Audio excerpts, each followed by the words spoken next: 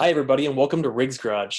Today, I'm going to reveal the whole Riggs Garage truck budget. This is for the 63 Chevy C10 that I built. The truck's in no way done, but I'd like to give some encouragement. So if you think you can't do a cool project for cheap, I want to show you that you can and exactly how I did it. So this is one way to build a big block Chevy powered beater for under $3,000. If you think you can't do it, I think you can, and I'm going to prove it. One of the big things here is going to be finding a parts truck that you can use for parts. So I found a parts truck that was about to be scrapped, and it was a huge part of this low budget. You can do the same thing too, because there are a ton of Chevy trucks out there. It gave me the front disc brakes, it gave me the rear end, and also it gave me a couple parts that I could sell to make money for this budget. Of course, you don't have to do what I did. You don't need disc brakes. Drum brakes are okay too. They also stop cars, not quite as well. So if you have a big block Chevy, it's probably good to have disc brakes. I'll walk through the spreadsheet line by line for you geeks, and I'll tell a few stories along the way of the parts that I found as I was scrounging, etc. You know, I built this truck over 3 years. We had 4 kids.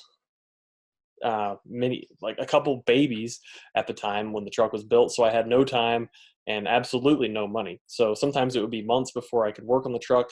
There would be months where I'd put half an hour into the truck.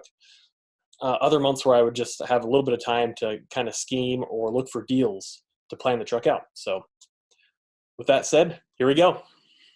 All right, here's a spreadsheet. It's not broken up into categories or organized too well, but I wrote these things down as I bought them. So here it is. We'll start at the top here. I bought the truck for $300. That was for my wife's uncle, and that included an extra 465 transmission in the back. It was sitting in the bed and it was full of water. I dumped the water out and put oil in it, and I'm running that transmission right now. I spent around $100 in gas getting the truck to my house. The 454 engine, I bought it for $750. That included an intake and 2 bad distributors. It did not include headers. That's wrong. A distributor. I bought that the day I was trying to fire up the truck for $120. That's a gross overpayment. They're way cheaper online, but I needed it right now, and O'Reilly had one. So I paid $120 for that. Otherwise, they're like $50 on Amazon. But it got the truck running that day. The headers were $60. I believe that I threw in some 9mm ammo for that as well.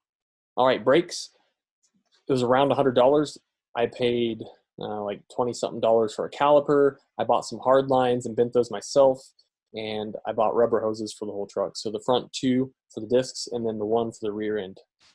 I had to make a custom power steering line. I had Hot Rod Express here in Blue Springs do that for me.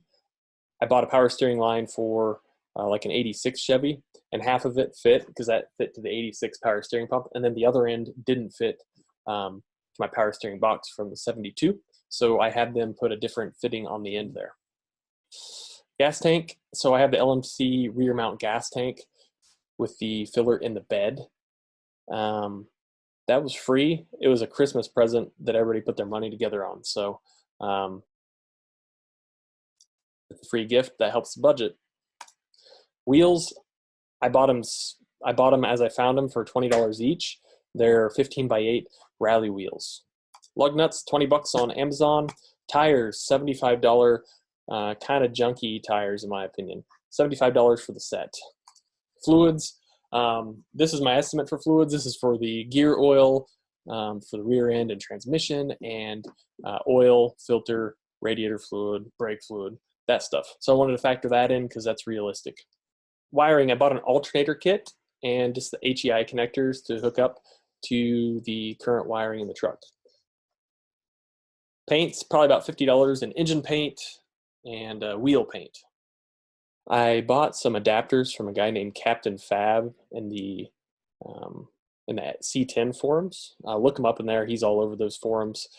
Basically, I bought a power brake booster adapter from him, and then a manual steering to power steering adapter. So that took my manual steering column and adapted that to the power steering box from the 1972 Chevy. I bought an ignition cylinder for the truck, and I've already drilled it out because the kids lost the keys. U-joints, 25 bucks at AutoZone. Those might die soon. The radiator is 60 bucks on Craigslist, and it's always leaked. It is a piece of crap. The carburetor, it's a double pumper 750 Holley, and I paid like 50 bucks for it, and I traded some ammunition for that as well. So keep ammunition handy. Fuel lines, like 30 bucks. That's rubber fittings and steel lines. The fuel pump was 25 bucks at O'Reilly. It's from a 60s Corvette, big block car. It's new, it's a Carter, and it has no return on it. The fuel pump that came with the 86 Chevy has a return on it. So it instantly started puking, and I found out that I didn't want that.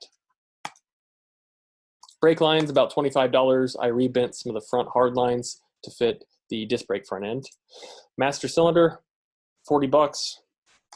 Exhaust, $75 or so. I got a couple of cheap glass packs and then a couple random pieces of 3-inch pipe from O'Reilly, and I got collectors for $20 to go from the headers to the system. The system's like that long, pretty much.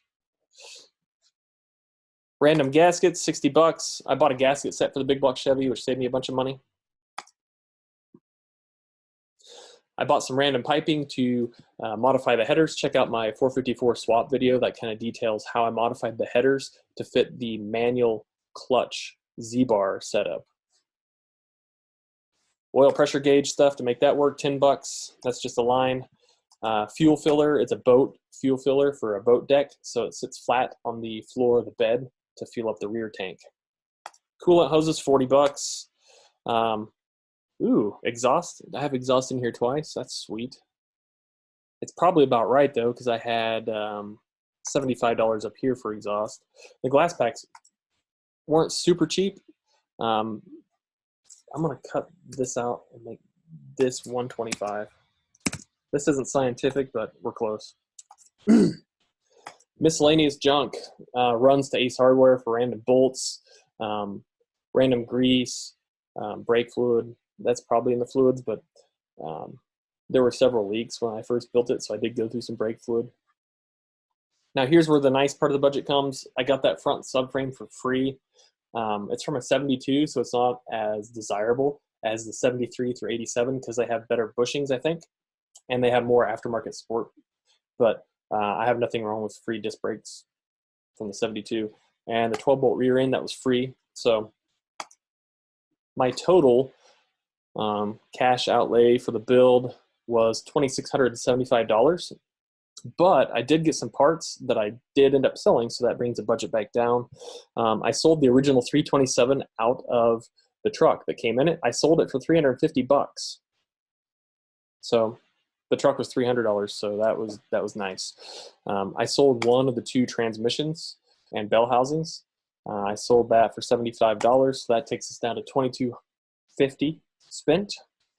I sold the original 6-lug rear end to another C10 guy for 75 bucks, so that takes us to $2,100. It's $2,175 spent. And finally, I sold the nice black steering column out of that 72 Chevy parts truck. That's desirable, the automatic column, and that takes the total spent down to $2,075. So realistically, I probably have $2,100 to $2,200. All my record keeping is not perfect, but this is really close. So that's a build budget. Hopefully you guys can get an idea of what goes into pulling an old truck out of the field and kind of making it cool, upgrading brakes, engine, and a few other things just to make a really unique beater that's fun to drive. If you have any questions about the build, go ahead and let me know in the comments below. Check out my 454 swap video. In that video, I go through details on what it took to swap the engine into this truck. It's not too hard, but there are some details you'll want to work out. Stay tuned for more improvements on the truck. Obviously, it needs tires, radiator, other fun things like that. I think I'm going to lower it a little bit and do some more stuff to that at 454 to make it really good. I appreciate you watching. Consider subscribing to the Riggs Garage channel, and I will talk to you soon. Thank you.